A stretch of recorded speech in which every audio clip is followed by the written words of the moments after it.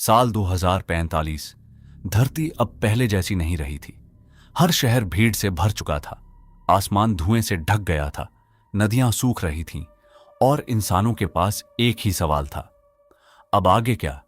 इसी सवाल का जवाब खोजने के लिए दुनिया की सबसे बड़ी स्पेस एजेंसी इसरो और कई देशों ने मिलकर एक मिशन शुरू किया, मून हैबिटेट प्रोजेक्ट। इस प्रोजेक्ट का मकसद था चांद पर इंसानों के रहने लायक पहला शहर बसाना। चांद पर पहला कदम। घर बनाने के लिए 2048 में पहली टीम चांद पर उतरी।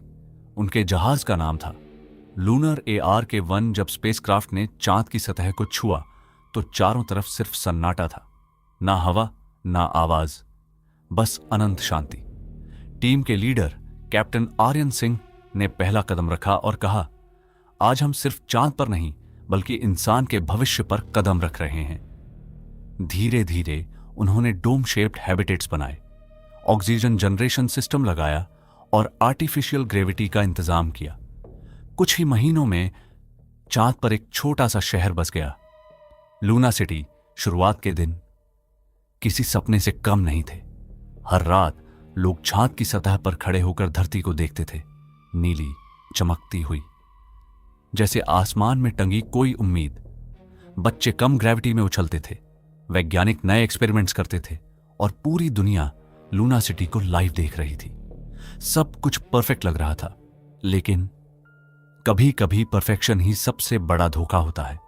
एक रात सभी लोग सो रहे थे, तभी बेस के सेंसर्स ने एक अजीब वाइब्रेशन डिटेक्ट किया, जैसे चांद के अंदर कुछ हिल रहा हो। साइंटिस्ट्स ने कहा, शायद यह नेचुरल मुनक्वेक है। लेकिन यह वाइब्रेशन हर रात होने लगा। धीरे धीरे लोगों को अजीब आवाजें सुनाई देने लगीं, जैसे कोई बहुत दूर से चल रहा हो। एक दिन astronaut Rohan Mehta routine check के लिए बाहर गया, लेकिन वो वापस नहीं आया। टीम ने सर्च शुरू की। उन्हें उसका सूट मिला, उसकी ऑक्सीजन टैंक भी वहीं पड़ी थी, लेकिन रोहन कहीं नहीं था। ना फुटप्रिंट्स, ना स्ट्रगल के निशान, जैसे वो अचानक हवा में गायब हो गया हो। अब डर बढ़ चुका था। कैप्टन आर्यन ने फैसला किया, हमें चांद के अंदर देखना होगा। उन्होंने ड्रिलिंग शुरू की। जैसे जैसे ड्रिल गहराई में जा रही थी, मशीन्स बार बार मैल फंक्शन कर रही थीं। और फिर एक दिन ड्रिल अचानक रुक गई।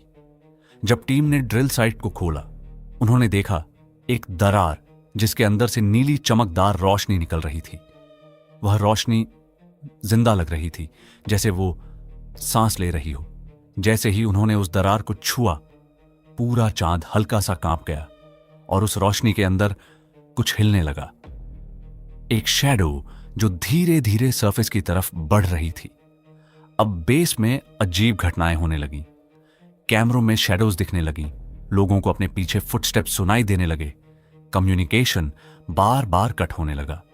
और सबसे डरावनी बात, कुछ लोगों ने कहा, हमें लगता है कोई हमें देख रहा है। धीरे धीरे लोग हेलुसिनेशंस देखने लगे। उन्हें अपने घर, अपने परिवार दिखाई देने लगे, लेकिन वो असली नहीं थे। एक साइंटिस्ट चिल्लाया, यह चीज हमारे दिमाग को कंट्रोल कर रही है। कैप्टन आर्यन ने इमरजेंसी प्लान एक्टिवेट किया। हम लूना सिटी को इवैक्यूएट करेंगे। लेकिन जब उन्होंने शटल लॉन्च करने की कोशिश की तो सिस्टम बंद हो गया, जैसे किसी ने उसे जानबूझकर रोक दिया हो।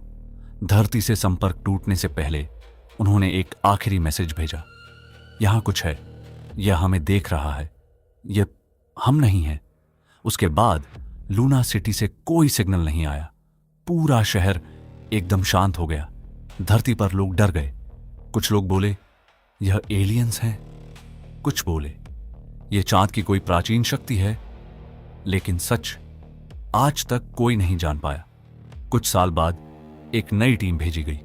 जब वे लूना सिटी पहुंचे तो वहां सब कुछ वैसा ही था, लेकिन कोई इंसान नहीं था। और फिर उन्होंने देखा चांद की सतह पर फुटप्रिंट्स जो इंसानों के नहीं थे। तो क्या सच में चांद के अंदर कोई रहस्य छुपा है, या फिर इंसान ने खुद ही अपने डर को जन्म दिया? अगर आपको मौका मिले तो क्या आप चांद पर जाना चाहोगे? कमेंट में जरूर बताओ।